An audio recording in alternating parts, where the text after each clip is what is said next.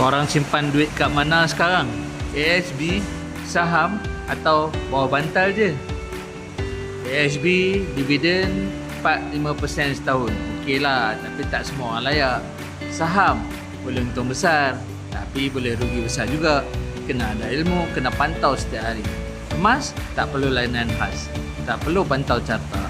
Harga emas naik konsisten 10% setahun dalam jangka masa panjang 20 tahun. Patut Syariah selamat boleh keluarkan emas fizikal bila dah cukup gram. Tak kata yang lain tak bagus. Tapi kalau korang nak satu yang mudah, selamat dan stabil, emas gap jawapannya.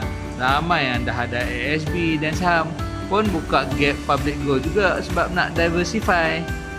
So jangan letak semua telur di dalam satu bakul. Tekan link kat komen WhatsApp Nora AI sekarang. Buka akaun Gap percuma hari ni, okey? Dalam 10 minit je.